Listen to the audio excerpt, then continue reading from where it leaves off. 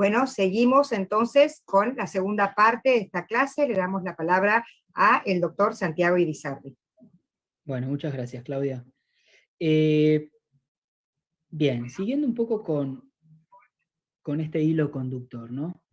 Es hora ya de comenzar a analizar lo que sería el inciso cuarto del artículo 80, que básicamente es el inciso que hace referencia a los crímenes de odio. ¿Mm?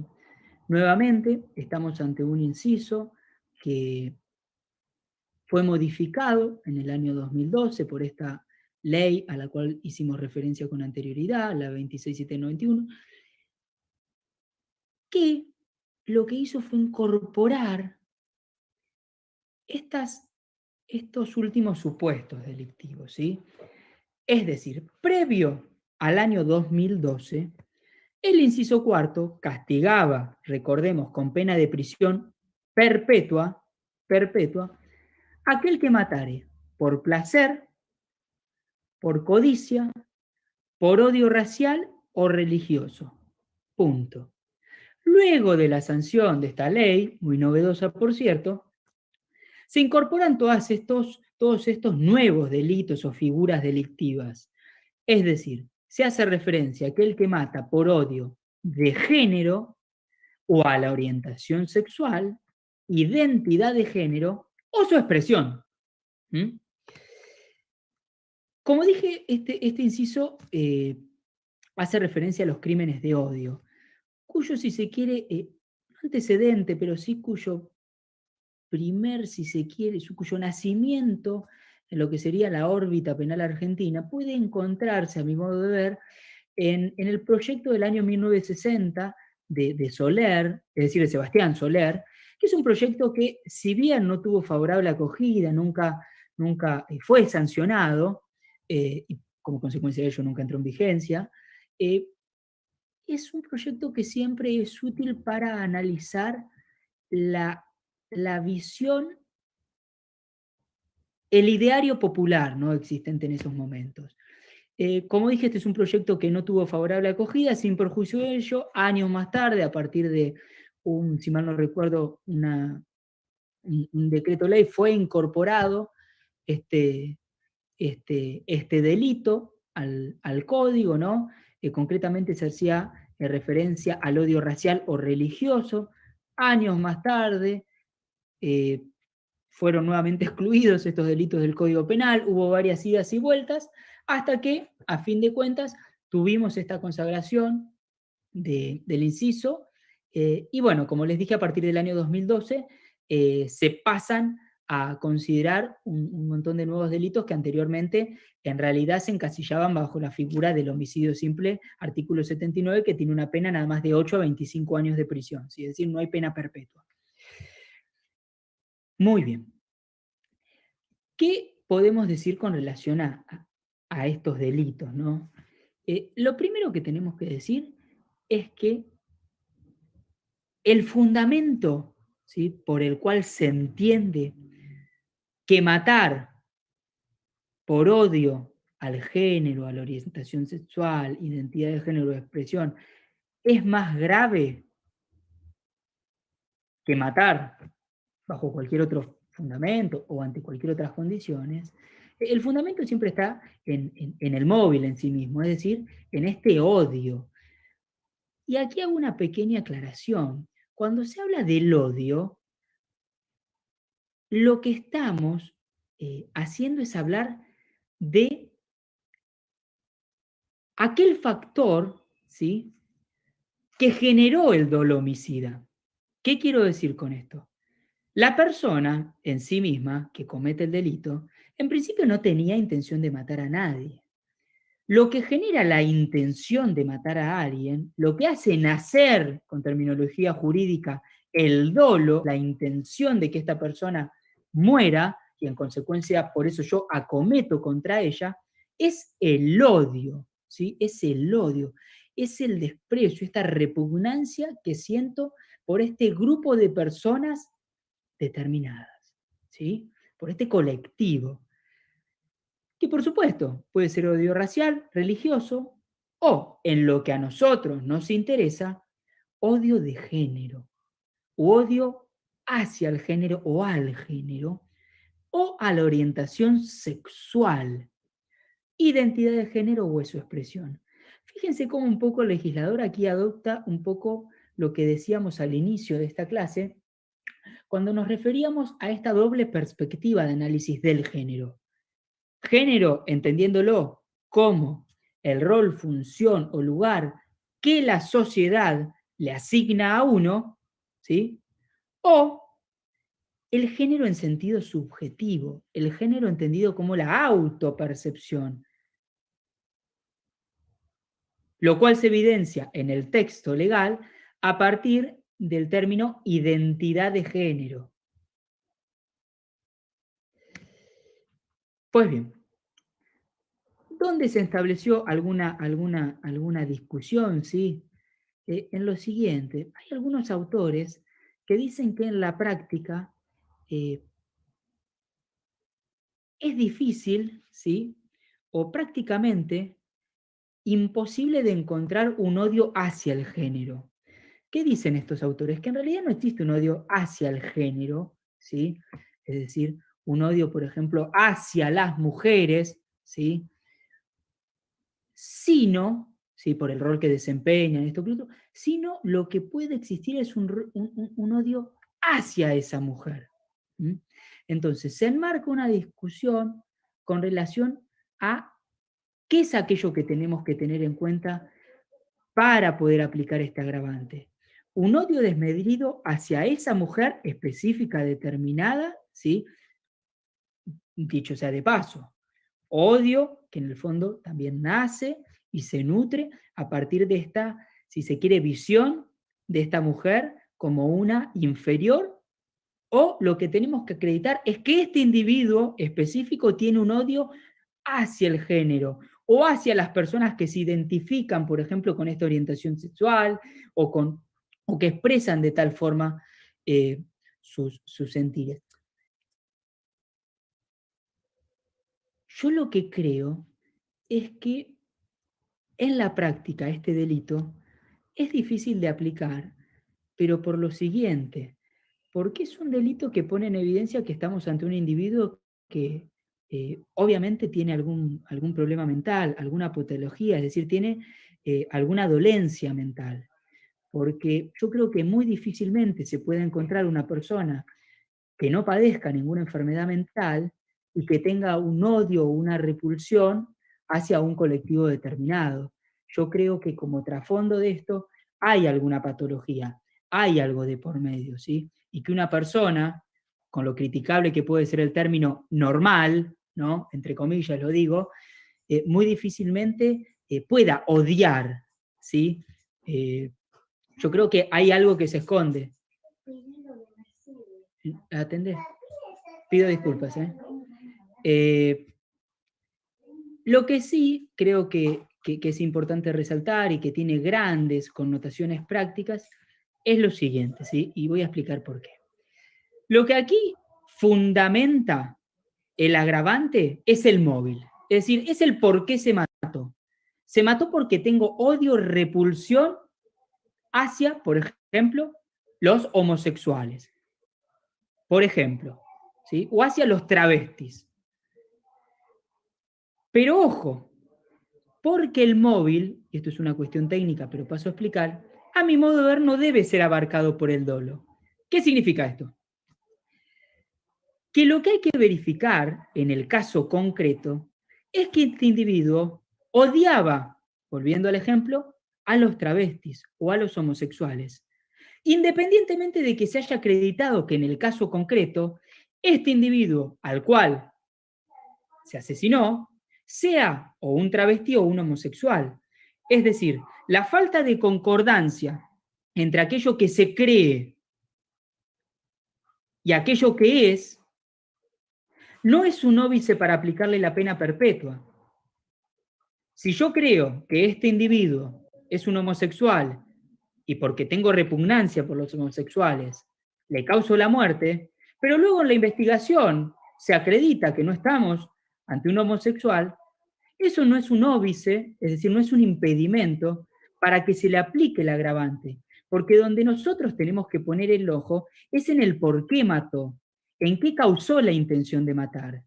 Y acá la intención de matar no surge porque ese individuo es o no es un travesti homosexual o lo que sea, ¿sí? Podemos hablar de judíos, etc. Lo que causó la intención de matar no es el sujeto víctima del delito, sino lo que motivó al individuo a matar, en este caso, el odio justamente, ¿sí? Yo creo que esa es una cuestión muy, muy técnica, pero es importante dejarla en clara en este punto, ¿no? Porque, claro, en una investigación, por ejemplo, parte de la prueba podría ser en acreditar en que este individuo al cual se le da muerte no era, por ejemplo, judío o cristiano o homosexual, o no era, por ejemplo, un transgénero, travesti, lo que sea. Y eso es indiferente. Lo que hay que acreditar en el ámbito penal es si el autor del delito tenía o no este odio con relación a este colectivo.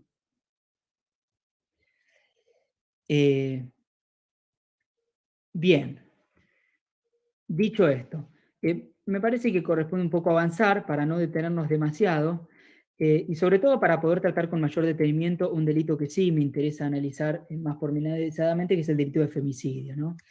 Como decía anteriormente, el delito de femicidio se encuentra en el inciso 11 del artículo 80, nuevamente castigado con pena de prisión, y su incorporación al Código Penal obedece a esta reforma legislativa del año 2012.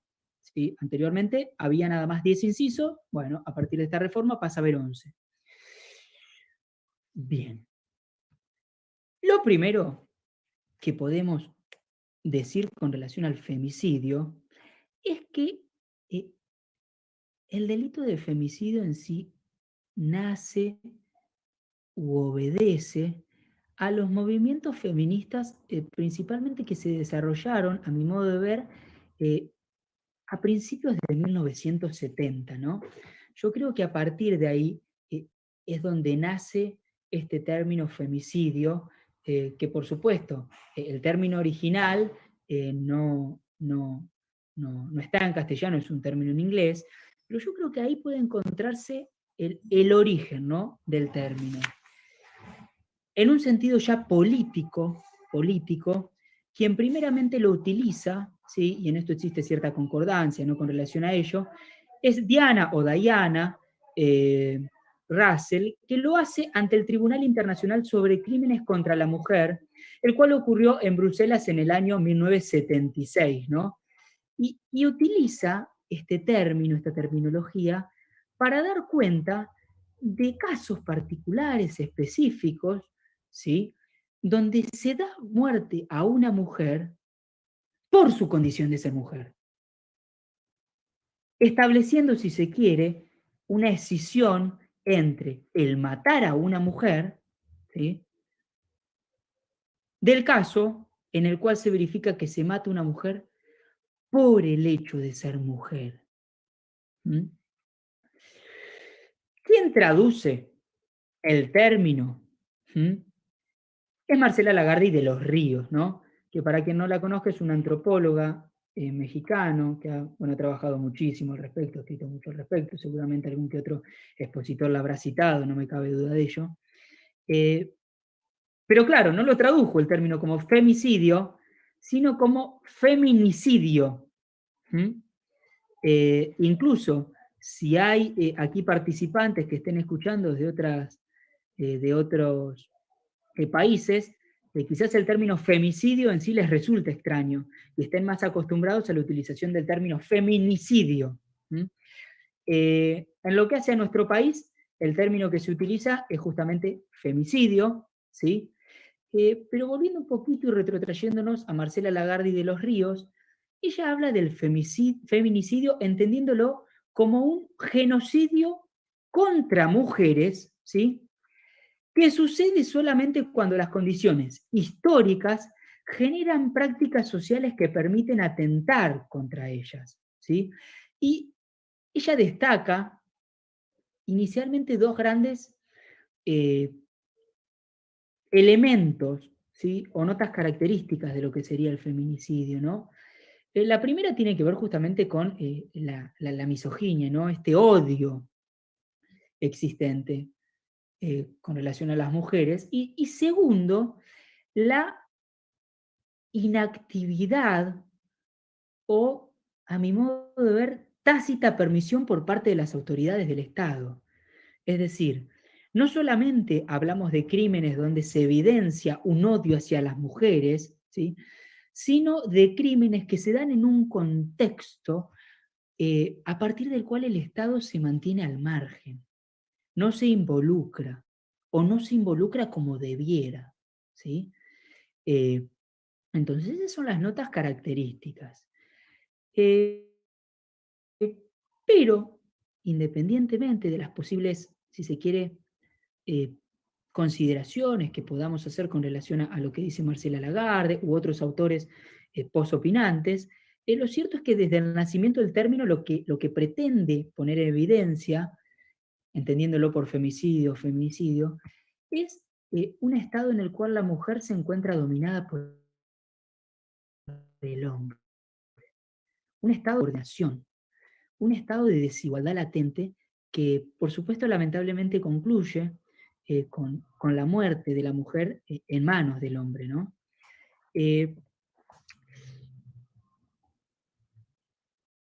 Yo no sé por dónde conviene seguir, pero bueno, me parece que lo ideal sería hacer referencia a esto, ¿no? Nosotros, ¿sí?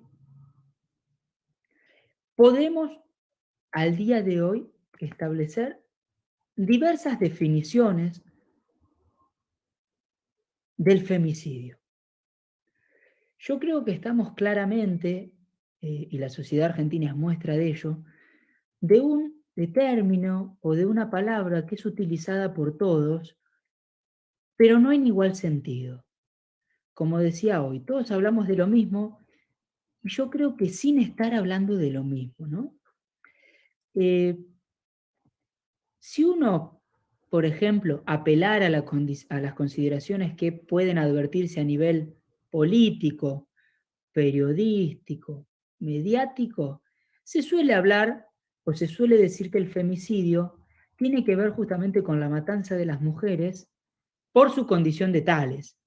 Es decir, el femicidio implica matar a una mujer por ser mujer.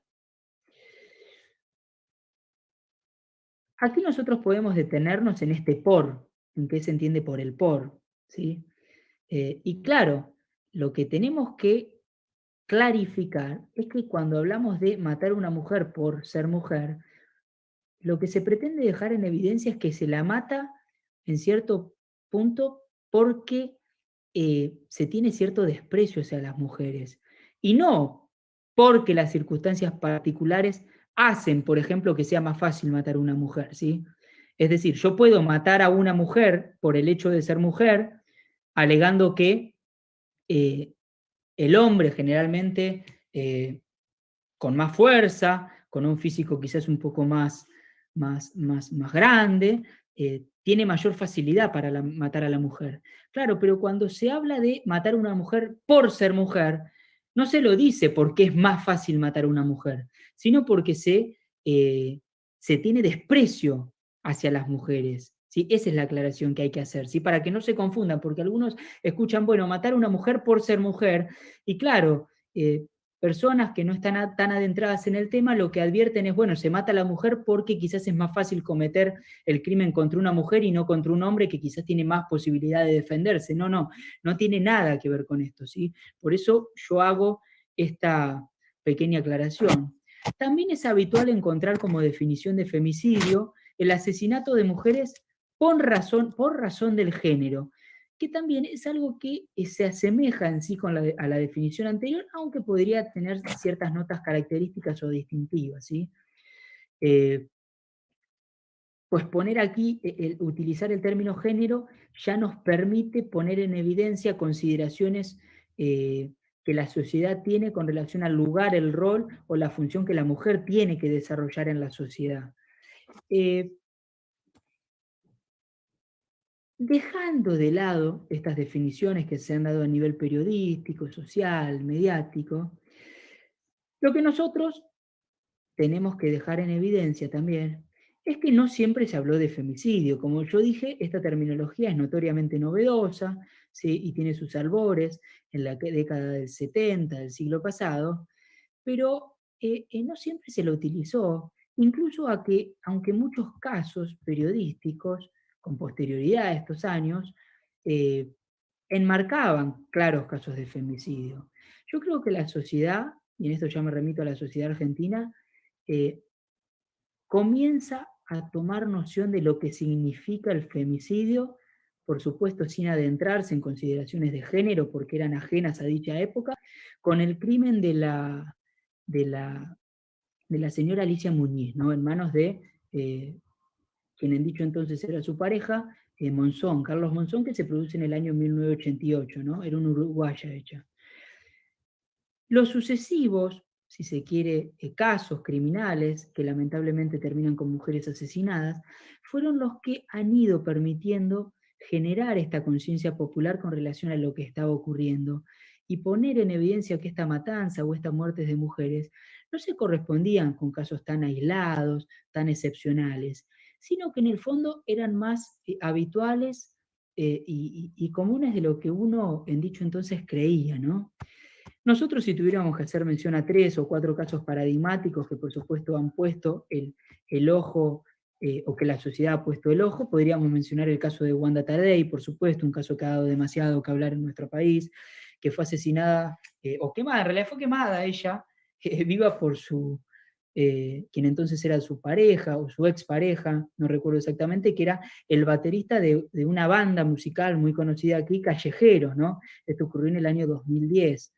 Eh, el crimen pobre de Carla Figueroa, una chica de 19 años, que tiene como nota característica que ella lo que hace es justamente perdonar, entre comillas, a quien previamente había desarrollado actos violentos contra ella bajo la figura que se denomina el avenimiento, es decir, nuestro código penal anteriormente permitía una especie de perdón, llamémoslo así, de la víctima para con el victimario, lo que podía otorgar justamente, como ocurrió en este caso, que este individuo imputado e incluso condenado por la comisión de un delito, termine, si se quiere, retomando la libertad y siendo uno más en nuestra vida social. Bueno, como consecuencia de la aplicación de esta figura del avenimiento, esta chica termina en cierto punto perdiendo la vida en manos de esta persona a la cual ella había, si se quiere, perdonado, ¿no? Y en cierto punto también otorgado la libertad. Fíjense cómo son las vueltas de la vida, pero también las vueltas de la violencia de género que enmarcan claramente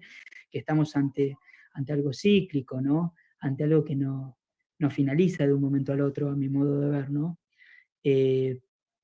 Justamente el caso de Carla Figueroa es el que motivó a que luego la figura del avenimiento sea desterrada de nuestro Código Penal, sea derogada. Ahora bien, ¿por qué digo que estamos ante un caso donde todos hablamos de lo mismo sin estar hablando de lo mismo? Y aquí ya sí me voy a referir no a lo que puedan decir los periodistas, los políticos, etcétera, sino a lo que dicen las leyes. Si nosotros tomáramos, y acá lo hago de forma medio azarosa, ¿no? Legislación comparada, pido disculpas si alguna no está actualizada, ¿sí? Pero bueno, a fin de dar cuenta o poner en evidencia la idea que pretendo reflejar, sirve. Fíjense, el Código Penal argentino establece como femicidio, ¿sí?, la muerte de una mujer cuando el hecho sea perpetrado por un hombre y mediare violencia de género. Eso dice el Código Penal argentino. Vamos a ver qué dice el Código Penal chileno, que hasta hace unos años recuerdo que había un proyecto de reforma, pero no sé si la verdad ha sido sancionado o no. Dice o decía el Código Penal chileno: el que matare, si la víctima del delito descripto en el inciso precedente es o ha sido la cónyuge o la conviviente de su autor. En este caso, y aquí lo explicita, el delito tendrá el nombre de femicidio. Fíjense cómo ya se enmarca una clara muestra de falta de concordancia en cuanto a cómo la legislación argentina entiende el femicidio con relación a la legislación chilena. Lo que para la legislación chilena es un femicidio, ¿sí?, conforme a esta disposición normativa que yo transcribí, para la legislación argentina no es más que un homicidio agravado por el vínculo, al cual nos referimos anteriormente cuando tratamos el inciso primero, matar al cónyuge o a la pareja. Fíjense cómo hablamos de lo mismo sin estar hablando de los mismos. Y ahora voy a explicar el por qué es importante también ponernos de acuerdo con relación a cuál es el concepto que vamos a adoptar, ¿no?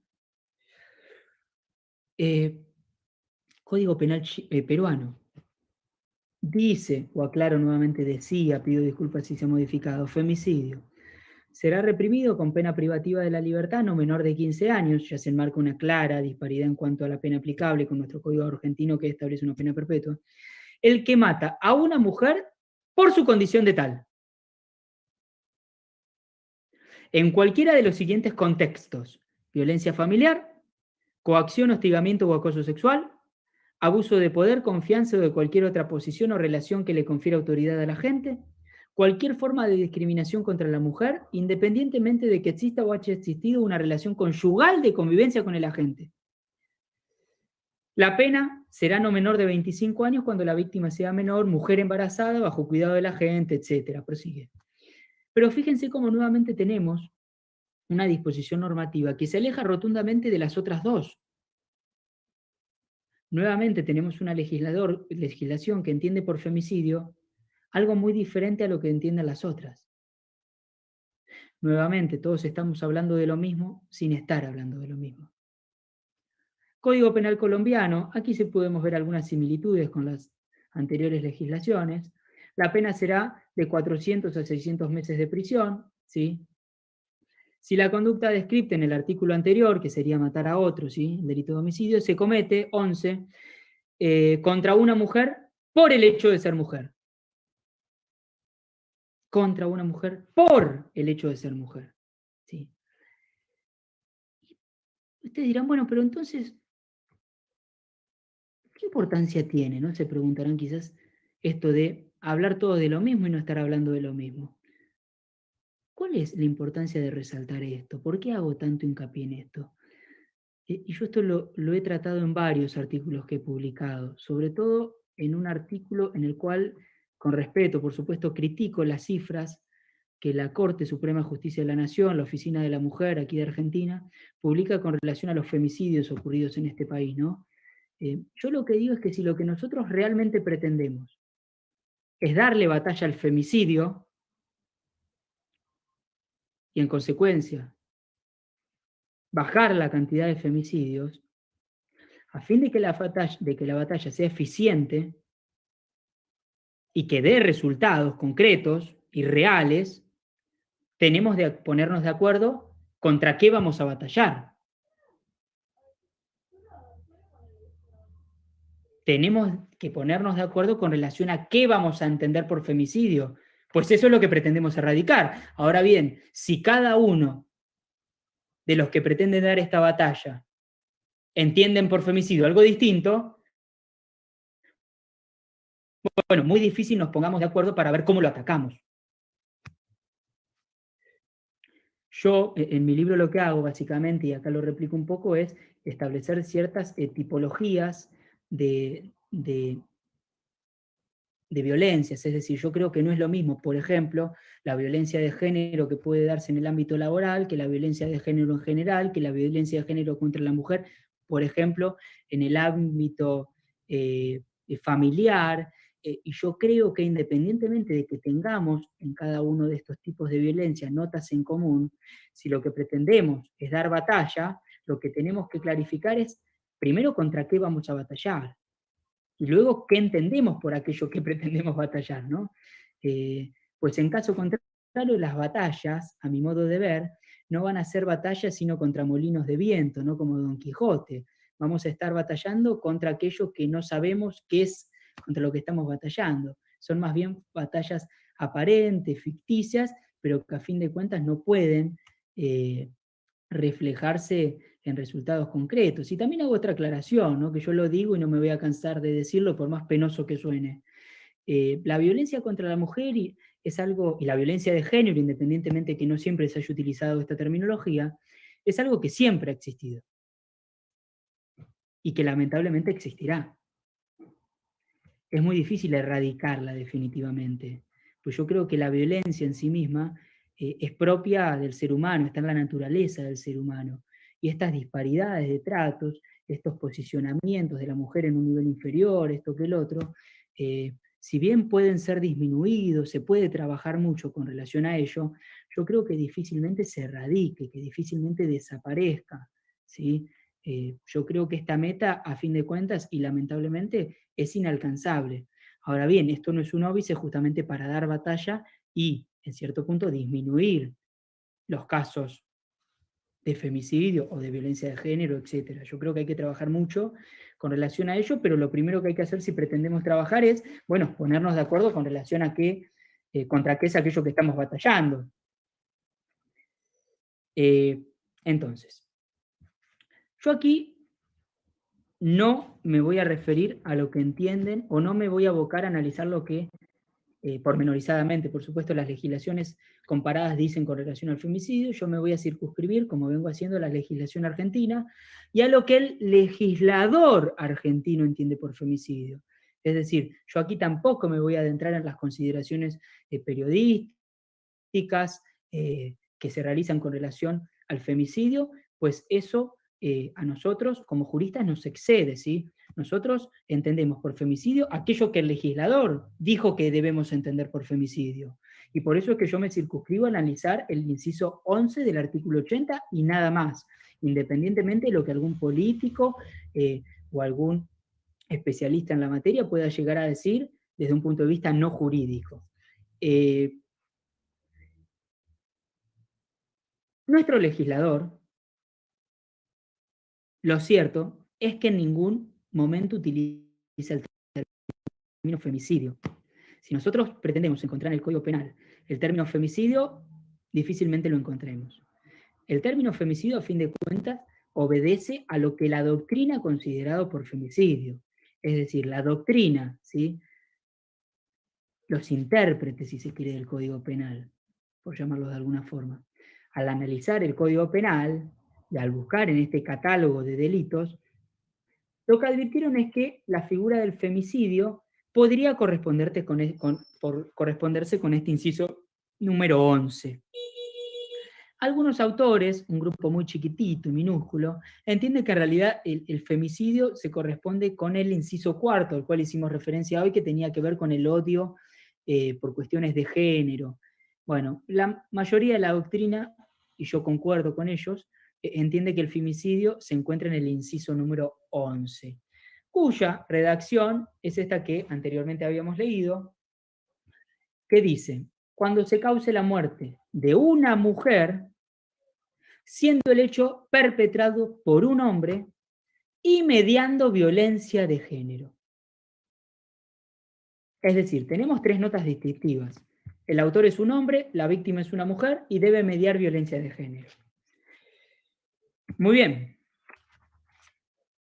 Se advierte que no se está protegiendo, tutelando a todas las mujeres o a cualquier mujer, sino solo a aquellas que han sido víctimas o son víctimas de violencia de género. Para verificar o acreditar la existencia de un femicidio, debe darse en el caso concreto esta violencia de género, sin la cual no habrá femicidio, conforme a la legislación penal argentina vigente. Y esto también lo que nos da a entender es que hablamos a fin de cuentas de un delito pluriofensivo. ¿Qué es esto de un delito pluriofensivo? Un delito en el cual no solamente se afecta un bien jurídico, que podría corresponderse con la vida de la persona contra la cual se atenta, sino que también se afectan otros bienes jurídicos. Es decir, si nosotros entendemos al femicidio como la muerte de una mujer en manos de un hombre mediando violencia de género, Lo que estamos diciendo es que, y esto surge del término violencia de género, mediando violencia de género, lo que estamos diciendo es que no hablamos de un caso esporádico y aislado, ¿sí? Sino de un caso que se fue desarrollando con el tiempo y que, por lo menos desde mi punto de vista, y así comparten gran parte de la doctrina, un caso donde los hechos de violencia han sido reiterados, siendo más o menos graves. Por eso se habla de mediando violencia de género, ¿sí? Un día quizás se agrede a la mujer de forma verbal, otro día se la puede golpear, se le puede faltar el respeto, pero son un cúmulo de agresiones que se van desarrollando a lo largo del tiempo y que lamentablemente culminan con la muerte de la mujer. Pero a fin de cuentas, lo que esto pone en evidencia es que se afectan diversos bienes jurídicos. Por ejemplo, la integridad, si se quiere, psíquica de la mujer, ¿sí? La cual puede ser víctima de amenazas, de agresiones verbales, de malos tratos. La integridad quizás física ya de la mujer, por ejemplo, mediante golpes, eh, ni que hablar la vida de la mujer como bien jurídicamente tutelado, el tema que este es el desenlace final y lo que estamos analizando es lo que pasó previo a este desenlace final. eh, También se puede estar afectando a la mujer mediante el ejercicio de violencia, quizás económica, ¿no? Como enmarca la Ley de Protección contra las Mujeres. eh, es decir, dentro de los tipos de violencia está la violencia económica, incluso hay muchos fallos que hacen referencia a ello, ¿no? Y lo toman para tener por acreditado la violencia. No necesariamente tiene que ser violencia física o moral, psíquica, como se la suele denominar. No puede haber violencias de otros tipos, ¿no? Violencia simbólica, etc. Bueno, eh,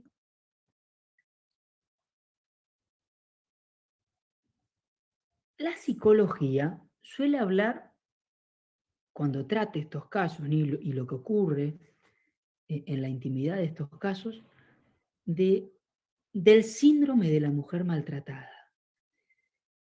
Y esto tiene que ver un poco con un estado, si se quiere, de indefensión que va adquiriendo la mujer con el paso del tiempo y a partir de estas agresiones, que como dije pueden ser de diversos tipos, que pasan a ser ya prácticamente habituales y que pasan a pertenecer al día a día de la mujer, independientemente de que se materialicen todos los días, algunos días, con más o menor frecuencia. Pero este síndrome de la mujer maltratada, estudiado por la psicología, lo que refleja básicamente es un estado de sumisión, un estado en el cual la mujer, si se quiere, ya se resigna a salir de este círculo vicioso. Toma este círculo vicioso como parte de su vida, como parte integrante de su vida, como parte de su día a día, resignándose, lo cual, obviamente, coarta notoriamente la intervención que puede existir de terceros, ¿sí? Este tipo de mujer difícilmente pueda lograr pedir ayuda y difícilmente esta ayuda pueda ser otorgada. Como digo, hablamos de una mujer que va adoptando una, si se quiere, posición de sumisa, de resignación, una especie de resignación suele pasar a tener. Y que, como decía, lamentablemente, hablando de casos de femicidio, termina con la muerte, ¿no? Eh, este tipo de delitos, por lo menos esto es lo que la práctica nos pone en evidencia, y los casos judiciales, jurisdiccionales, suele darse en un contexto familiar. Ahora bien, esto no es un óbice para que un femicidio se produzca en un contexto ajeno al ámbito familiar. Esto no es un óbice para que un femicidio se produzca por fuera del ámbito familiar.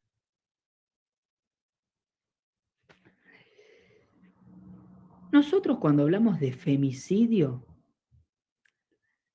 y cuando hablamos de que debe mediar, si se quiere, violencia de género, identificamos a la violencia de género en estos casos como un contexto. ¿Qué significa esto de contexto? Y aquí me voy a tomar el atrevimiento de, de hacer mención a lo que yo considero por contexto de violencia de género, ¿no? Yo considero que estamos ante un proceso de vulneración psicológica o psíquica, ¿sí? Psicológica o física, que sufre la víctima durante un periodo de tiempo más o menos prolongado y que, en estos casos, termina con su muerte. Pero si se ponen a ver o analizar en detalle la definición, yo me refiero a un proceso. Y hablar de un proceso no es un tema menor, pues lo que pretendo poner en evidencia es que cuando el legislador nos habla de mediando violencia de género, no nos está hablando de eh, un acto en el cual se evidencie violencia de género, sino de un cúmulo de actos, de una situación que se va desarrollando a lo largo del tiempo y que va generando en la mujer esta relación de subordinada, ¿sí? O de dominada, en manos del hombre, claro está. Y esto lo digo porque existe una gran discusión por parte de los autores con relación a si un solo caso de violencia de género puede permitir la comisión de un femicidio o no, o se requiere justamente la existencia de este proceso de vulneración. Yo creo que al día de hoy las aguas están bastante divididas, pero la mayoría de los autores toman este concepto o este término contexto, ¿no? Y lo entienden como un proceso de vulneración, ¿no? Y se apartan de este entendimiento que para mí es más pequeño en cuanto a la adhesión doctrinal, que entienden a la violencia de género con un solo acto. Yo entiendo que puede haber un solo acto que evidencie violencia de género. El problema es que el legislador habla de mediare violencia de género, dando a entender que se requiere un contexto, mediare violencia de género. ¿Mm? ¿Y por qué es importante adentrarse también tanto en estas consideraciones, para muchos quizás aburridas? Porque conforme cómo entendamos cada uno de estos términos, nosotros vamos a concluir en que esta persona cometió un femicidio o no. Y en consecuencia, que esta persona se la va a castigar con prisión perpetua o con prisión de 8 a 25 años. En el fondo, lo que pretendemos develar es qué quiso decir el legislador, qué quiso castigar el legislador de forma más severa y qué no. ¿Mm? Ahora bien, un lugar donde debemos inexorablemente detenernos y sobre el cual algunas consideraciones ya hemos realizado en algún momento, tiene que ver con los sujetos involucrados, es decir, quién puede cometer el delito y contra quién se puede cometer el delito. Y claro, quien rápidamente lea este artículo lo que va a decir sencillamente es que el delito puede ser solamente cometido por hombres, correcto, está muy bien, y solamente pueden ser víctimas de este delito las mujeres, también es correcto. El problema está en qué entendemos por hombre y qué entendemos por mujer. Y nuevamente nos vamos a adentrar en estas consideraciones un poco aburridas, pero vamos a ver cómo juegan en la resolución de los casos, ¿no? ¿Y por qué me refiero a esto? Porque en la legislación penal argentina, en la legislación argentina, no es penal, tenemos la famosa ley 26743, que es una ley no conocida por todos, que básicamente lo que pretende tutelar, salvaguardar, proteger, o mejor dicho, respetar, es la identidad de género. Es decir, es el entendimiento del género desde un plano netamente subjetivo, a partir de la autopercepción, a partir del sentimiento, ¿sí?, de uno y con relación a uno, independientemente de lo que la sociedad espere con relación a nosotros, ¿sí? La identidad de género. ¿Qué nos dice esta ley y por qué es importante para analizar la normativa penal?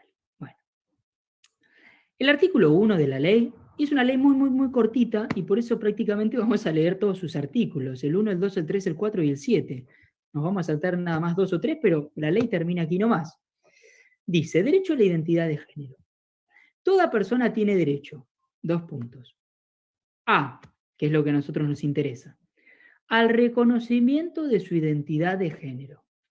Perfecto. La legislación argentina establece que es un derecho el reconocimiento a la identidad de género. Ahora bien, lo que clarifica la ley, y eso es muy importante, y yo lo festejo, es qué entendemos por identidad de género, ¿no? Porque si no, identidad de género va a depender lo que cada autor doctrinario político diga. Bueno, la ley dice, se entiende por identidad de género a la vivencia interna e individual del género tal como cada persona lo siente, la cual puede corresponderse o no con el sexo asignado al momento del nacimiento, incluyendo la vivencia personal del cuerpo. Esto puede involucrar la modificación de la apariencia, ¿m? Es como uno lo exteriorice, o la función corporal a través de medios farmacológicos, quirúrgicos o de otra índole, siempre que ello sea libremente escogido. También incluye otras expresiones de género como la vestimenta, el modo de hablar y los modales. Fíjense cómo esta definición es notoriamente inclusiva, amplia, ¿sí? No tiene básicamente condicionantes, ¿sí? Se respeta la identidad de género entendiéndola conforme a la autopercepción, punto, ¿sí? 3. Ejercicio, algo muy importante. Toda persona podrá solicitar la rectificación registral del sexo. Toda persona puede solicitar la rectificación registral del sexo y el cambio de nombre de pila e imagen, cuando no coincidan con su identidad de género autopercibida. Lo cual, como decíamos, es importante también, pues no solamente es un derecho vacío, sino que es un derecho que tiene, si se quiere, consecuencias prácticas. Esta autopercepción es reconocida legalmente. Este individuo puede rectificar, legalmente hablando, el sexo, ¿sí? Puede incluso modificar su nombre. Artículo 4. ¿Cuáles son los requisitos? Algo sustancial. Bueno, la verdad es que no hay muchos requisitos. Toda persona que solicite la rectificación registral del sexo, el cambio de nombre de pila e imagen, en virtud de la presente ley, deberá observar los siguientes requisitos. 1. Acreditar la edad mínima de 18 años de edad, con excepción de lo establecido 5, no nos vamos a meter allí. 2. Presentarse ante el Registro Nacional de las Personas o sus oficinas solicitando, una solicitud manifestando encontrarse amparada por la presente ley. Entonces, hasta ahora tenemos mayoría de edad y solicitud ante el Registro Nacional de las Personas. 3. Expresar el nuevo nombre de pila elegido con el que solicita inscribirse. Nada más. Es muy sencillo el trámite, a tal punto que esta sencillez, sin perjuicio de que existen reglamentos y hay normativas también, tela por cortar, pero esta sencillez, si se quiere, ha llevado a que gran parte de la sociedad abuse de ello. Por ejemplo, aquí en Argentina en su momento tomó mucha resonancia periodística o mediática un caso en el cual un hombre, a fin de acogerse a beneficios jubilatorios, en tanto la edad de la jubilación de las mujeres es menor a la edad de los hombres, para jubilarse antes, para decirlo mal y pronto, rectificó su sexo y efectivamente se pudo jubilar. Bueno, esto denota claramente un abuso, porque aquí no se está resguardando la identidad de género, sino que se está resguardando, si se quiere, o permitiendo que una persona, quizás con otros fines, pueda ampararse de una legislación para rectificar justamente estas cuestiones. Bueno, dejando de lado esto que no excede lo anecdótico, ¿no? Lo que decimos es que tenemos una legislación notoriamente, a mi modo de ver, moderna, digna de destacar, que tiende a tutelar a las personas independientemente de su sentir, protegiendo justamente su sentir y su autopercepción, y esto viene en el artículo 7, que tiene los siguientes efectos, ¿sí? Porque como decía, hay que analizar cuáles son las consecuencias. Bueno, las consecuencias se ven un poco en los efectos, ¿no? Dice, artículo 7, efectos. Los efectos de la rectificación del sexo, es decir, de esta rectificación legal, y el nombre de pila, realizados en virtud de la presente ley, serán oponibles a terceros desde el momento de su inscripción en el registro. ¿Qué quiere decir con esto? Y hay que detenernos aquí. Que quien rectifica su sexo, legalmente hablando, pasa a generar lo que se denomina en el ámbito jurídico una rectificación erga omnes, es decir, que no tiene limitantes o condicionantes, sino que tiene efectos con relación a todos y para todos los casos. Los efectos de esta rectificación, o esta rectificación en sí misma, tiene efectos con relación a terceros, con relación a todos, es oponible frente a terceros. Muy bien, volviendo un poco al análisis del artículo penal, fíjense cómo esta ley, quizás sin quererlo, no lo sé, generó un debate en el ámbito jurídico. ¿Y por qué digo que generó un debate en el ámbito jurídico? Porque el legislador dice que el femicidio se corresponde con la muerte de una mujer en manos de un hombre mediando violencia de género. Y la pregunta es, cuando el legislador habla de hombre o cuando el legislador habla de una mujer, ¿está haciendo referencia a la mujer en sentido biológico, natural? ¿O está haciendo referencia e incluyendo a aquellas mujeres que sin haber nacido desde un punto de vista natural o biológico como mujeres, han, amparados en esta legislación moderna, rectificado su sexo? ¿A qué se refiere el legislador cuando habla de hombres y mujeres? ¿A hombres y mujeres en sentido biológico o a hombres y mujeres en sentido jurídico legal? Y este es un problema. ¿Por qué es un problema? Porque ¿qué ocurriría, por ejemplo, si tenemos el caso de una pareja conformada por un hombre y una mujer? Desde un plano, si se quiere, biológico, ¿no? Analicémoslo con ese ojo. Se acredita los malos tratos, los padecimientos constantes de la mujer en manos del hombre, las agresiones. En consecuencia, se acredita que ha mediado violencia de género y como desenlace de esta relación notoriamente conflictiva y abusiva, que enmarca una relación desigual de poderes claramente,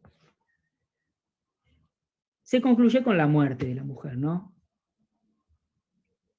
¿Qué pasa si en la investigación penal y criminal se acredita que esta mujer, por el motivo que sea, rectificó legalmente este sexo? Y legalmente hablando dejó de ser considerada como una mujer y pasó a ser considerada como un hombre. Es efecto erga omnes, oponible a terceros. Si nosotros ante este caso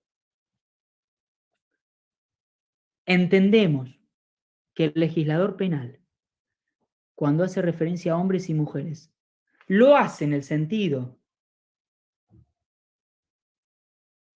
biológico o natural, si se quiere, lamentablemente no, lamentablemente no digo, vamos a tener un femicidio,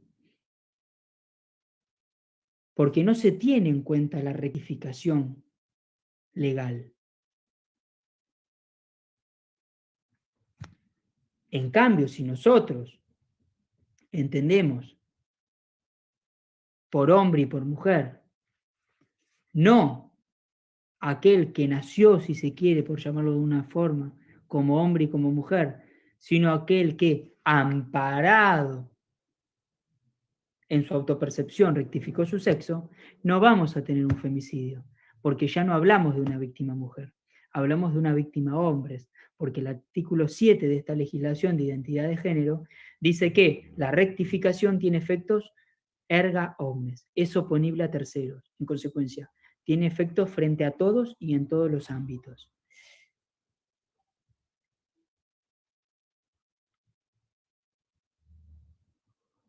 Podría ocurrir lo contrario,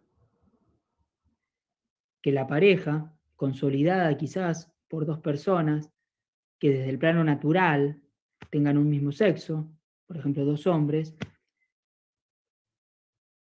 uno haya rectificado el sexo. Esta rectificación legal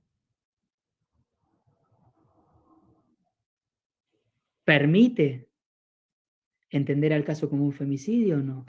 Bueno, la verdad es que tenemos ambas campanas. Como digo siempre, el derecho la verdad que no es matemáticas. El derecho lamentablemente se expresa mediante el lenguaje. Y el lenguaje la verdad que es bastante es vago y es ambiguo. El derecho no tiene, a mi modo de ver, respuestas correctas o incorrectas, tiene interpretaciones. Dependiendo cuál es nuestra, si se quiere, estructura ideológica, vamos a interpretar un término de una u otra forma. Y cómo se desarrolla esta interpretación es lo que nos va a permitir que un caso encuadre bajo un delito o no. En este caso, que el caso encuadre bajo un agravante o bajo una figura simple. La distinción es muy importante, pues hablamos de una pena absoluta, pena perpetua o pena divisible, prisión, 8 a 25. ¿Cuáles son estas dos campanas? Bueno, parte de la doctrina entiende que por hombre y por mujer debe entenderse hombre y mujer en sentido natural, biológico, o un padre, por ejemplo, como dijo un autor al cual yo sigo mucho, pero aquí me aparto. Y otra parte de la doctrina, en la cual yo me adentro, ¿no? Y considero que es el criterio de pensamiento correcto, conforme el cual cuando el legislador habla de hombres y mujeres, no habla de hombres y mujeres en sentido natural o biológico, habla de hombres y mujeres teniendo en cuenta estas rectificaciones que obedecen a la identidad de género. Si el legislador lo que pretende es salvaguardar la identidad de género, tutelar la integridad la identidad de género, ¿no? Respetar, mejor dicho, respetar la identidad de género, yo creo que cuando habla de hombres y mujeres no lo hace en un sentido natural, sino lo que hace es tener por hombres y mujeres aquellos que se consideran como tales. Y esto para mí es concordante con lo normado por el artículo 7 de esta ley de identidad de género. Es más, yo creo que lo ha explicitado el legislador.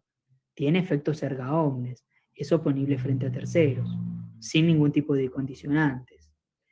Esta persona, de ahora en más, ha pasado a ser mujer u hombre, dependiendo del caso, y esta decisión debe ser respetada por el Estado.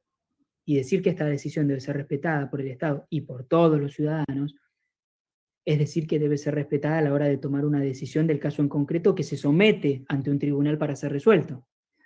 Yo creo que considerar en un caso concreto como hombre a quien ha rectificado su sexo al de una mujer, a partir de este trámite y amparado en su autopercepción, en su sentimiento más íntimo, pese a esta rectificación, considerarlo como un hombre ante los estrados de la justicia para mí es una falta de respeto, y viceversa.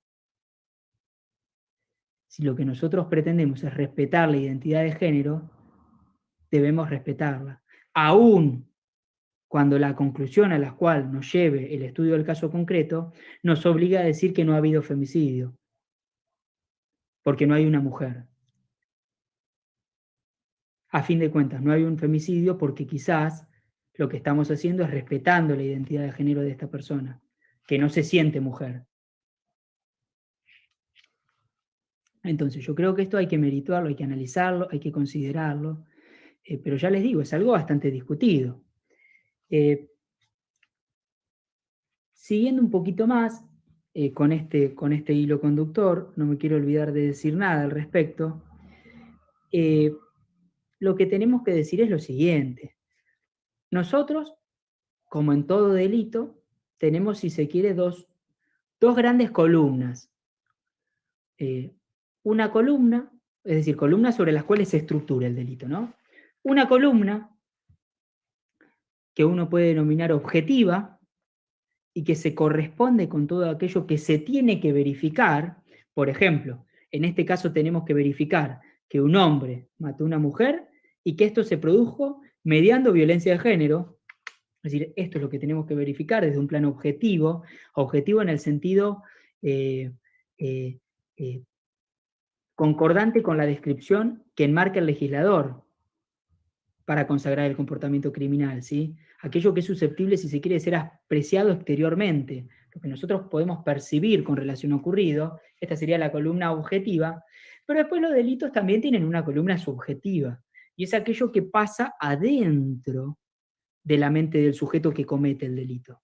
¿Qué quiero decir con esto? Que nosotros, en el ámbito penal, podemos tener dos grandes tipos de delitos. Delitos dolosos y culposos. Muy básicamente explicado, los delitos dolosos son aquellos delitos en el cual el individuo tiene intención de comportarse conforme refiere el legislador. Es decir, en este caso, un hombre tiene intención de matar a una mujer. En cambio, sería culposo cualquier delito en el cual esta intención criminal no existe. Y que en el fondo el resultado lesivo, el daño producido, la lesión, se produce como consecuencia de un comportamiento negligente e imprudente. Bueno, lo que tenemos que clarificar es que aquí hablamos de un comportamiento doloso, al igual que todos los incisos del artículo 80 y al igual que el artículo 79. Hablar de homicidio simple o agravado es hablar de comportamientos dolosos. El problema está en qué pasa cuando el hombre o la mujer, en este caso el hombre en realidad sería porque es el sujeto activo del delito, el victimario, el que puede cometer el delito, no conoce a quién tiene adelante. ¿Qué quiero decir con esto? Un problema de estudio, yo creo que en algún momento en la práctica lamentablemente sucederá, es el caso en el cual un individuo mata a una mujer que ha rectificado su sexo. Reitero, yo no hablo aquí de mujeres en sentido natural o biológico, sino mujeres conforme su autopercepción, es decir, respetando su más íntimo sentimiento. Pero ¿qué pasa cuando mata a una mujer en este sentido? Pero que, naturalmente hablando, es un hombre. ¿Qué pasa con estos casos en los cuales el victimario, el sujeto activo, el delincuente, por llamarlo de una manera para que se entienda, alega no haber conocido la rectificación?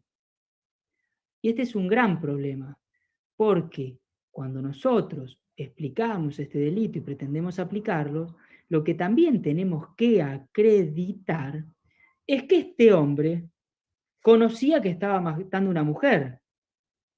Y en aquellos casos en que existe rectificación, muy fácilmente puede alegar que no conocía la rectificación. Bueno, este es un gran problema, ¿no? Que yo creo que en algún que otro momento se va a dar en la práctica. Hablar de delito doloso y en consecuencia intencional es hablar de un delito en el cual se puede acreditar que el sujeto que comete el delito conoce todos y cada uno de los elementos que hacen al delito. En este caso, conoce que está matando a una mujer. Y este, ya digo, es un problema. Vale aclarar algo. Uno de los grandes problemas que se evidencia en la práctica es el cómo se acredita el dolo, cómo se acredita que una persona tuvo intención de matar a otra, ¿no? Eso es uno de los grandes problemas. Y por supuesto que no tiene sencilla solución o sencilla respuesta, en tanto la única forma, si se quiere, medio a modo de chiste, de saber con certeza qué es lo que pasa dentro de la cabeza de otro individuo, como decía Hassemer, que es un gran autor de derecho penal, es abriéndole la cabeza al individuo y ver por dentro. Bueno, es un imposible fáctico. En el fondo, ¿cómo acreditamos que un individuo desarrolla un comportamiento doloso? ¿Cómo acreditamos que un individuo, por ejemplo, tuvo intención de matar a tal? ¿Cómo acreditamos que un individuo conocía que la persona a la cual mataba era una mujer o era un hombre? ¿Cómo acreditamos, volviendo a lo que decíamos anteriormente, que se ha producido, por ejemplo, un delito por odio al género, por odio a la orientación sexual? ¿Cómo lo acreditamos? Bueno, ese cómo lo acreditamos es uno de los grandes problemas que ha aquejado a la jurisprudencia, no solo de nuestros días, sino históricamente, ¿no? En tanto, lo que pretendemos acreditar, el dolo, el conocimiento o el odio, ¿sí? Que es un sentimiento absolutamente íntimo, es algo que no es susceptible de ser percibido por nadie. Yo no puedo percibir el odio. Yo puedo percibir el comportamiento que se origina por dicho odio. Yo no puedo percibir la intención de matar.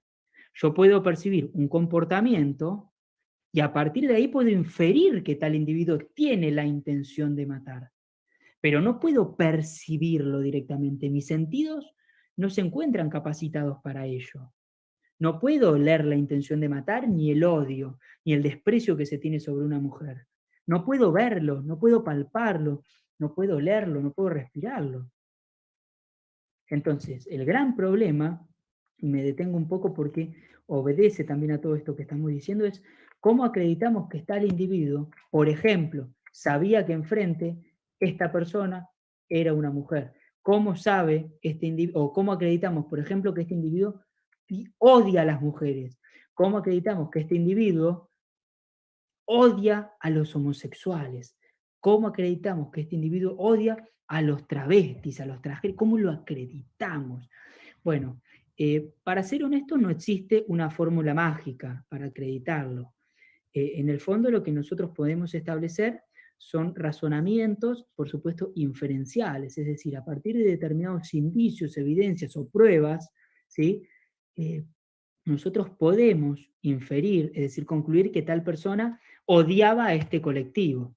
Vamos a ponerlo con un ejemplo tonto. Si un individuo, tras matar a otro, empieza a gritar muerte a los homosexuales u odio a los homosexuales, sin perjuicio que con certeza nunca podremos saber si realmente existe odio con relación a este colectivo, bueno, uno permite inferir que si un individuo tras producir una muerte empieza a gritar odio a los homosexuales, bueno, muy probablemente los odie, ¿sí?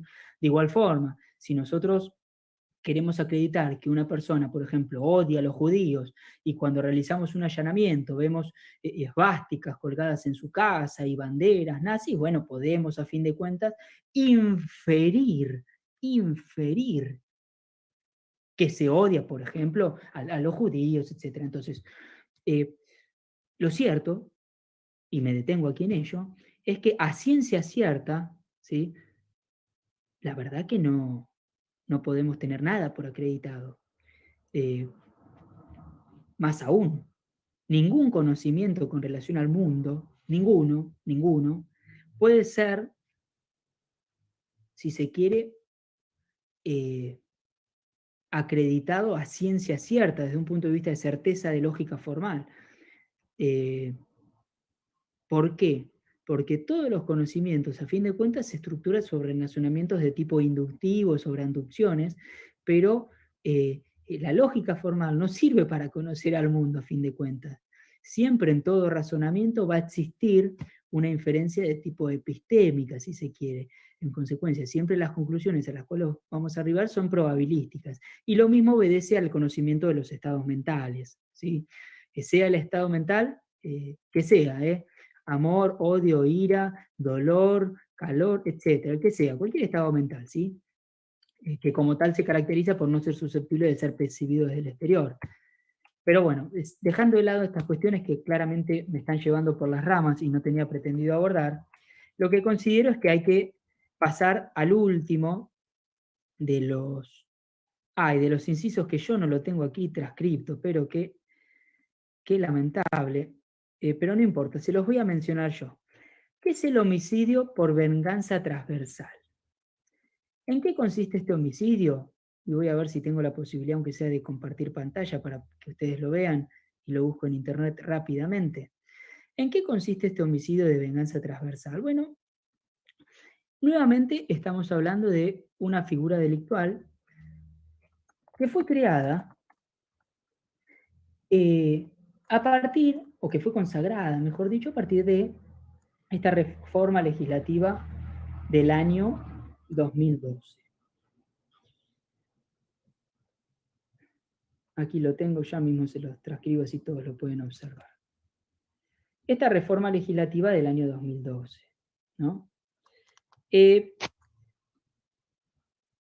Se habla de homicidio por venganza transversal, aunque en el fondo esta es una definición que la propia doctrina, o este es un título que la propia doctrina adopta, ¿sí? Algunos lo llaman femicidio si se quiere vincular, ¿sí? Bueno, aquí lo acabo de transcribir al PowerPoint, así que ya mismo lo comparto. Ya va, un segundito, pido disculpas por ello. Ahí estamos. ¿Cuál es ¿Qué nos dice el legislador con relación a este nuevo supuesto delictual? Bueno, aquí está, inciso 12.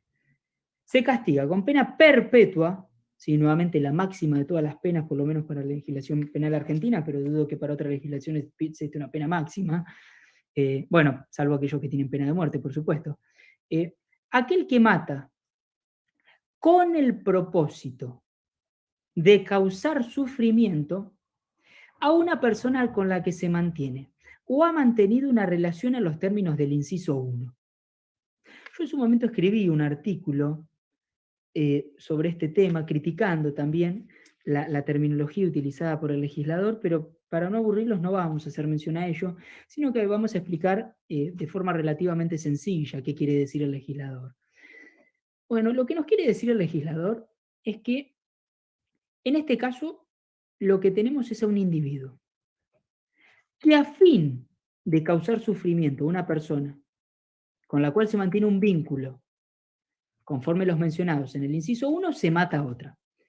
Vamos a clarificarlo con un sencillito ejemplo. Por ejemplo, yo me peleo con mi pareja. Supongamos que rompo la relación, por el motivo que sea, esto es indiferente. Pero quien era mi pareja pasa a ser mi expareja. En consecuencia, tenemos uno de los supuestos mencionados en el inciso 1, cuando se analizaba matar a la pareja o a la expareja. Bueno, supongamos que yo me peleo con mi pareja. Yo no quiero matarla a ella. No tengo intención de atacarla a ella. Lo que yo quiero es que ella sufra. ¿Qué hago? Le mato al hijo.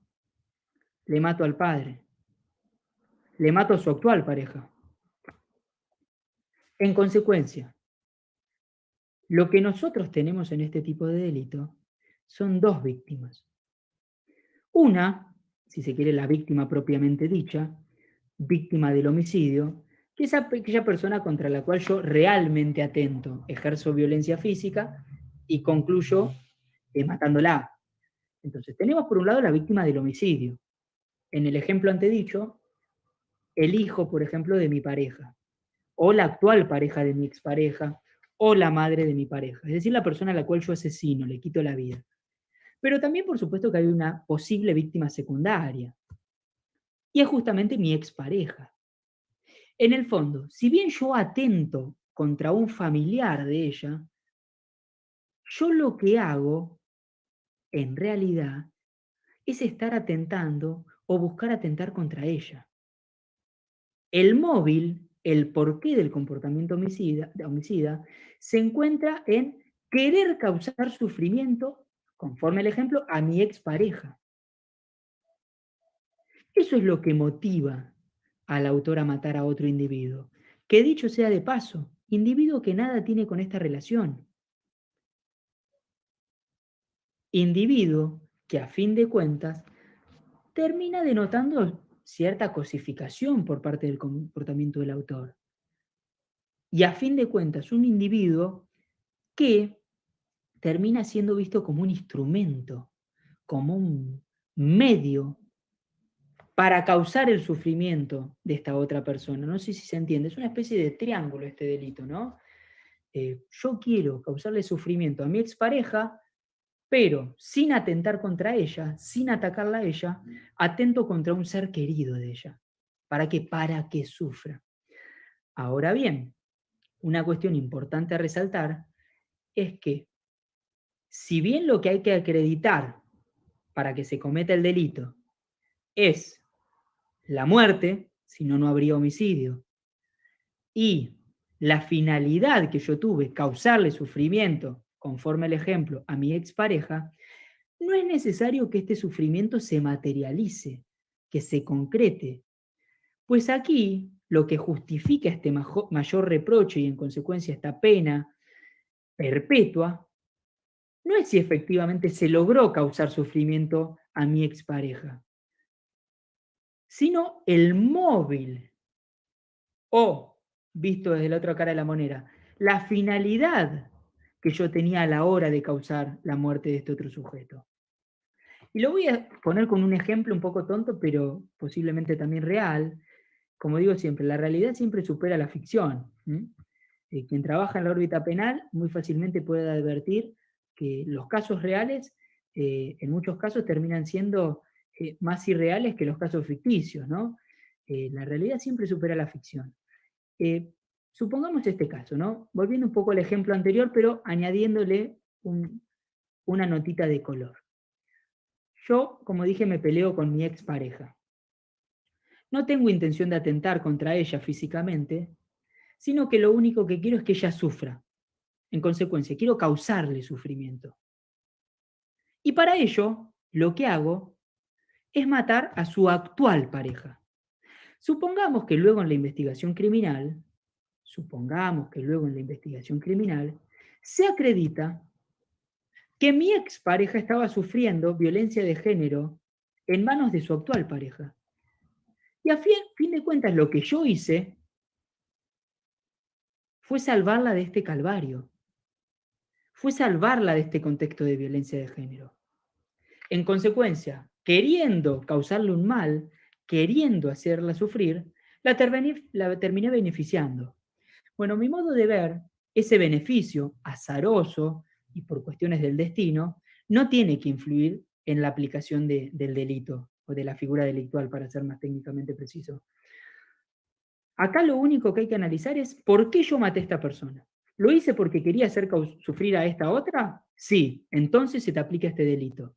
Independientemente de que ese sufrimiento se haya o no concretado, se haya o no materializado, independientemente de que esta persona a la cual yo quería hacer sufrir, al final no sufrió e incluso se pudo haber puesto contenta, si se quiere, como consecuencia de dicha muerte. En virtud del ejemplo, como consecuencia de haberla salvado de este contexto de violencia de género. Muy bien. Ya para ir abordando el último de los temas que pretendo justamente tratar, me parece que es necesario un poco, por lo menos si queremos hacer un repaso relativamente completo, aunque claramente este repaso es insuficiente desde lo técnico y también es insuficiente desde el punto de vista de todos los temas abordados, porque este es un tema que honestamente podríamos estar hablando días y días y aún así no terminarlo, pero yo creo que hay que hablar un poco de qué pasa con la legítima defensa. ¿Y por qué digo qué pasa con la legítima defensa? Porque ha tomado, si se quiere, cierto conocimiento, ¿no? A partir, por supuesto, de casos que tomaron trascendencia periodística, mediática, aquellos supuestos en el cual mujeres víctimas de violencia de género, es decir, mujeres que se ha acreditado que han sido víctimas de violencia de género, y que se encuentran en esta relación desigual de poder, en este contexto de violencia de género, que han sido víctimas de abusos, de tratos absolutamente grotescos por parte de hombres, han tomado en algún que otro momento la decisión de acabar con estos padeceres, y para ello la solución a la cual han podido llegar es quitarle la vida a su agresor. Lo primero que tenemos que decir es lo siguiente. Nosotros no vamos a hablar aquí de aquellos casos en los cuales la mujer, en el momento en que está siendo atacada, se defiende. Es decir, si en algún momento determinado una mujer está siendo golpeada, está siendo agredida, si por el hombre y se defiende, matándolo, bueno, muy fácilmente pueda adentrarse este caso en un supuesto de legítima defensa. Lo que nosotros aquí pretendemos analizar son otros casos, más bien excepcionales y bastante complejos, en los cuales la mujer reacciona y en consecuencia ataca al hombre cuando éste se encuentra en un estado de desprotección, de indefensión. Por ejemplo, lo ataca mientras está dormido. ¿Qué pasa con estos casos en los cuales la mujer ataca al hombre sin estar en ese preciso momento siendo atacada? ¿Estamos ante un caso de legítima defensa o no estamos ante un caso de legítima defensa? Bueno, por supuesto que hablamos, como decíamos, de casos notoriamente excepcionales, pero como tales, no por eso inexistentes, más bien todo lo contrario. Es muy importante que estos casos, y yo pongo aquí el ojo, sean analizados con perspectiva de género, es decir, quien no tiene entendimiento con relación a qué significa justamente la violencia de género, qué significa este contexto de violencia de género y todos los padecimientos que aquejan lamentablemente a las mujeres que son víctimas de ellos, difícilmente pueda resolver, a mi modo de ver, estos casos de forma satisfactoria o por lo menos con decisiones o resoluciones justas, ¿no? A fin de cuentas, lo que se pretende en el ámbito judicial es llegar a conclusiones justas. Bueno, quien no esté adentrado en estos temas y quien sea ajeno a lo que la violencia de género puede generar realmente sobre una mujer, difícilmente pueda tener los conocimientos propicios para resolver satisfactoriamente estos casos y hacer justicia, ¿no? Para que todos entiendan y que nadie se sienta, si se quiere, apartado de esta explicación, lo que tenemos que hacer es, muy a grandes rasgos, explicar qué es esto de legítima defensa. Y como ya he dicho anteriormente, aquí no importa qué entiende la ciudadanía en general por legítima defensa. Acá lo que importa es lo que el legislador nos dijo que es legítima defensa. Acá no importa lo que un sujeto desconocedor del derecho entienda por legítima defensa. Aquí lo que importa es lo que el derecho enmarca como legítima defensa, ¿sí? Y bueno, básicamente lo que tenemos que explicar es lo siguiente. Primero, que estamos ante lo que se denomina, técnicamente hablando, una causal de justificación. ¿Qué es esto de causal de justificación? Explicado muy básicamente. Bueno, tenemos un caso en el cual un individuo desarrolla un comportamiento. Y ese comportamiento se corresponde con un delito o con un tipo penal, ¿sí? Es decir, con un comportamiento que el legislador prima facie dijo, señores, este comportamiento es delito. Por ejemplo, romper una ventana adrede, si romper la ventana de un negocio, si con una piedra, es un delito. Más concretamente es el delito de daños, ¿sí? Daño a la propiedad. Quien rompa intencionalmente una ventana va a estar, entre comillas, cometiendo un delito. Bueno, pero en algunos casos, el legislador nos dice, usted, señor, pese a haber roto esta ventana, no va a ser castigado. Y se va a entender que no ha cometido ni siquiera un delito. ¿Por qué? Porque hay una situación excepcional que a usted lo facultaba y lo autorizaba a romper esa ventana. Por ejemplo, si yo rompo la ventana porque lo que quiero es escaparme, por ejemplo, de un tornado que está azotando la ciudad y en consecuencia buscar refugio, bueno, el legislador o el derecho me va a decir, señor, usted rompió la ventana y en principio habría cometido un delito. Pero analizando el caso, la verdad es que no cometió un delito porque lo que hizo es salvaguardar su propia integridad física, salvar su vida. Entonces, le autorizamos en este caso a que rompa la ventana. ¿Mm? En otros casos, uno puede cometer un delito, por ejemplo, cumpliendo una función. Por ejemplo, desde un punto de vista técnico, el ejemplo no sería correcto, pero para explicar va a servir. El policía, que cumpliendo la orden de un juez, va y detiene a una persona. Bueno, hay un delito en el Código Penal que se llama privación de la libertad, en realidad privación ilegítima de la libertad. Este término es el que hace que el ejemplo no sea del todo correcto, pero bueno, privación de la libertad, que básicamente castiga a todo aquel que prive de la libertad a otro. Si nosotros aplicáramos este delito a rajatabla, tendríamos que castigar al policía, porque el policía cuando priva de la libertad a otro, cumpliendo la orden del juez, bueno, estaría comportándose como legislador determinó al consagrar este delito. Bueno, pero existe una causal de justificación, es decir, un motivo por el cual el derecho entiende que no cometió en realidad un delito el policía, y es porque está justamente cumpliendo con el cargo. ¿sí? O cumpliendo con sus funciones. Entonces, pese a haber cometido en principio un delito, se entiende que no lo comete. Con la legítima defensa ocurre lo mismo. Si yo mato a alguien, en principio estaría cometiendo un delito. Ahora bien, si la persona a la cual yo mato, la persona a la cual quito la vida, es una persona que justamente me está agrediendo y que intenta matarme a mí, si yo la mato, lo que yo estoy haciendo es repeler el ataque. Lo que yo estoy haciendo es defenderme. Por más que la mate, no voy a ser castigado. Se entiende que no cometo un delito. ¿Por qué? Porque actúa en legítima defensa. Hay una causa, una causal específica que justifica técnicamente hablando mi comportamiento. Una causal conforme a la cual el derecho me dice, señor, usted en este caso concreto está autorizado a matar a este otro hombre. ¿Cuál es el caso concreto? Que este hombre lo está agrediendo. ¿Sí? Por supuesto, hay que analizar el caso, ¿sí? Y no sacar conclusiones anticipadas, pero bueno, para que se entienda, la explicación me parece que sirve.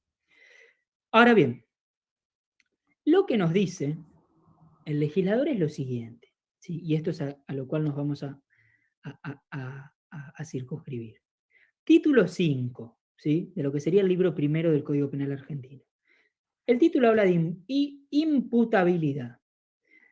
Y aquí yo hago esta pequeña aclaración más que nada porque la misma se corresponde con un gran yerro, un gran error que la doctrina ha arrastrado a lo largo de los tiempos, y cuando digo doctrina me refiero a fiscales, jueces, defensores, abogados en general. No es que existen personas imputables o inimputables. Lo que es imputable o inimputable es el comportamiento de la persona. Es decir, esta persona, por ejemplo, por un ataque de locura, alguna patología, no comprendió lo que estaba haciendo, bueno, ese comportamiento específico, concreto y particularizado no le es susceptible de ser imputado a esta persona. Pero no es que pasemos a tener una persona que es inimputable. No, no. Lo que es inimputable o lo que no es susceptible de ser imputado es el acto o el comportamiento a la persona. Haciendo esta aclaración, nos adentramos en el artículo 34 que dice, no son punibles, ¿sí? Y reitero, desde un plano técnico estamos hablando de causales de justificación. El que obrar en legítima, en defensa propia o de terceros, siempre que concurran las siguientes circunstancias. Es decir, tienen que darse 3 requisitos para que a la persona, en este caso que mata a otro, ¿sí? Conforme los ejemplos que vamos a ver y el caso que vamos a analizar, para que se dé una causal de justificación, una real legítima defensa. A, agresión ilegítima. B, necesidad racional del medio empleado para impedirla o repelerla. C, falta de provocación suficiente por parte del que se defiende. Muy bien. Esos serían los 3 grandes requisitos, ¿no? Si nosotros tuviéramos que adentrarnos un poquito más en el entendimiento de este texto legal, lo que tenemos que decir es que la finalidad de la legítima defensa es que nadie soporte aquello que es injusto. Yo, como ciudadano, no tengo que soportar que nadie me agreda, que nadie me violente, que nadie me ataque. En consecuencia, como yo no tengo que soportar que nadie me ataque, yo tengo el derecho a defenderme, que no es lo mismo que tener la obligación a defenderse, ¿eh? Ojo, uno si quiere se defiende y si no quiere no se defiende, ¿eh? No hablamos de una obligación sino de un derecho. De igual forma que uno no tiene la obligación de escaparse. Es habitual a veces que cuando se analicen los casos uno diga, bueno, pero ¿por qué en vez de agredir, o mejor dicho, de repeler el ataque, ¿sí? Y de defenderse, uno no salió corriendo? Porque uno no tiene la obligación de salir corriendo. Uno lo que sí tiene es el derecho a repeler el ataque y en consecuencia a no ser agredido injustamente, sin una causal legitimante. Entonces, nadie puede exigir que otro escape, nadie puede exigir que otro huya. Esto es una potestad que uno tiene. Quien quiere huir, huye, quien no quiere huir, no lo hace. Pero esto es una potestad o un derecho. Ahora bien, quien quiere defenderse está legitimado a defenderse. ¿sí? Se habla de agresión ilegítima. Y cuando se habla de agresión ilegítima, básicamente se está hablando de cualquier tipo de agresión, que puede o no ser delictual. Hay agresiones que no son delictuales, que no se corresponden con delitos. Y hay agresiones que sí se corresponden con delitos.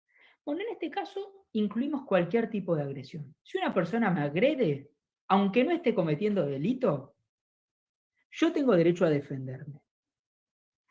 Ahora bien, ¿qué se exige con relación a esta agresión? Y aquí es donde empiezan a advertirse ciertas complicaciones para estos casos que pretendemos tratar, donde las mujeres, si se quiere, terminan causando la muerte de los hombres mientras estos se encuentran en un estado de indefensión, por ejemplo, mientras duermen, que es lo que yo aquí quiero analizar, ¿sí?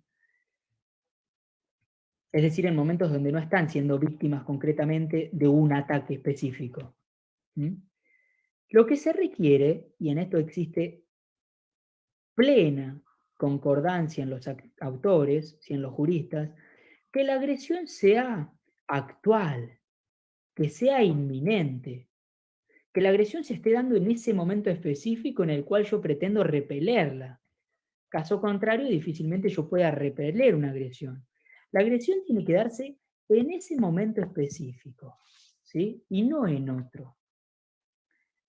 Hablar de agresión actual e inminente tiene que ver con una agresión que se esté dando en ese momento específico, ni antes ni después. ¿Qué quiero decir con esto? Que si hablamos de una agresión que en el fondo solamente es anunciada pero no se materializa, yo no estoy en condiciones de defenderme.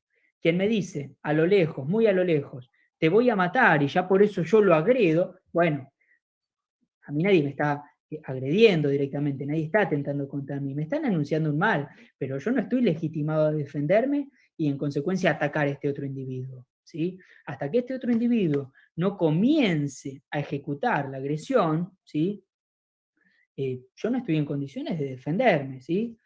De igual forma, si la agresión ya ha cesado, yo tampoco estoy en condiciones de defenderme. Pues en dicho caso lo que estaría haciendo es venganza o justicia por mano propia, ¿no? Estaría más vengándome del agresor que otra cosa. Bueno, justamente en estos casos que yo aquí pretendo analizar, lo que suele ocurrir es que la mujer se defiende, y por el momento lo pongo entre comillas para discutirlo, cuando el agresor se encuentra en un estado de indefensión. Se encuentra dormido, se encuentra distraído, se encuentra haciendo alguna labor, pero no se encuentra en sí agrediendo a la mujer. ¿Mm? Ese es el problema. ¿Cuál es el segundo de los requisitos que también tenemos que analizar? La necesidad racional del medio empleado para impedirla o repelerla. Y acá quiero hacer esta aclaración que para mí es importantísima y sobre todo en este tipo de casos de violencia de género. Hablar de necesidad racional del medio empleado no tiene nada que ver con la proporcionalidad entre bienes. Es decir, no hay aquí una balanza donde tienen que, si se quiere, pesarse el bien agredido con el bien que, en el fondo, yo termino por lesionar al defenderme. No es que para matar a una persona, inexorablemente tiene que estar en juego mi vida, ¿sí? Lo que se dice, o lo que se pretende decir con este inciso B, es que dentro de todos los medios existentes que puedan servir para repeler satisfactoriamente el ataque, yo tengo que utilizar el menos lesivo, el que menos daño haga. Ahora bien, si el único medio que tengo para repeler el ataque es darle muerte a mi atacante, bueno, ese medio es válido, es legítimo. Salvo en aquellos casos en que exista ya una absurda y absoluta desproporción entre el bien lesionado y el bien que yo lesiono. Por ejemplo, el típico caso, y este lo da Soler, que es un autor argentino, aunque no nació en Argentina, que sirve para poner en evidencia una absoluta desproporción, el ancianito pobre que se encuentra, por ejemplo, en silla de rueda o con un bastoncito, y para evitar que un chiquitito le robe una manzanita del arbolito, le dispara y lo mata. Bueno, este es un caso absolutamente desproporcional, ¿sí? Por más que la única forma que tenía el abuelito era causarle la muerte al niño con su muerte, bueno, este caso no sería de legítima defensa, o por lo menos sería analizado por lo menos como exceso en la legítima defensa, dependiendo el autor que lo trate. Pero lo cierto es que acá no importa la proporcionalidad entre bienes, ¿eh? No importa si estaba en juego la vida de la mujer y si ella finalmente causa la vida de su agresor. No importa eso. Lo que importa es si dentro de todas las posibilidades que existían para repeler el ataque, la víctima utiliza la menos lesiva. Tiene la obligación de utilizar la menos lesiva. Pero ojo, el análisis del caso tiene que hacerse ex ante y no ex post. ¿Qué quiere decir esto?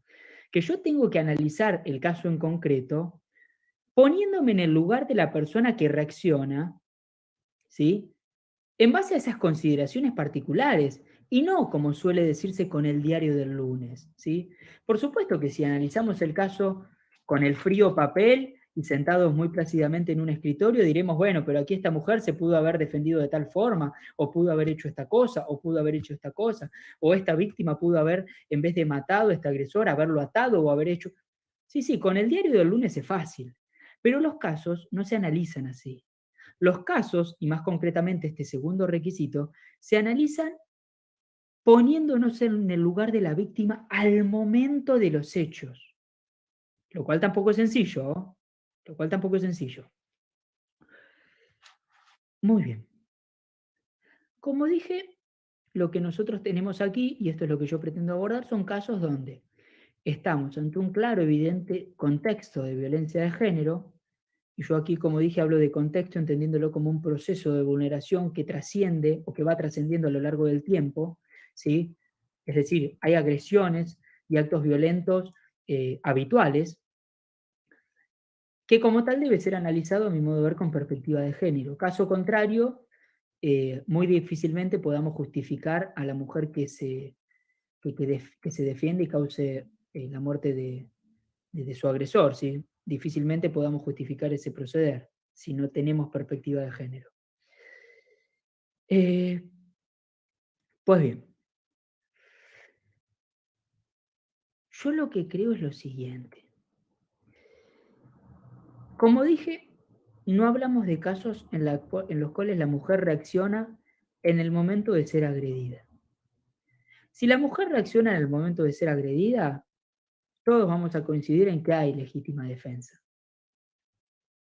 porque hablamos de una agresión ilegítima que se está produciendo en ese momento específico y que a fin de cuentas existe cierta racionalidad en el medio empleado, ¿sí?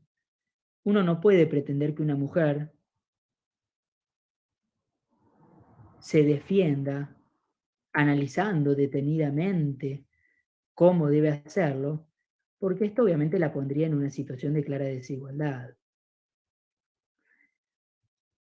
Lo que nosotros tenemos que hacer es, dejando estos casos de agresiones, si se quiere, actuales, y centrándonos en los casos conflictivos realmente, que son agresiones no actuales, pero que se producen en un contexto de violencia de género, en lo cual la mujer reacciona cuando está en un estado de indefensión el victimario, lo que tenemos que hacer es, primero, acreditar que estamos ante un real contexto de violencia de género. Eso es lo primero y principal.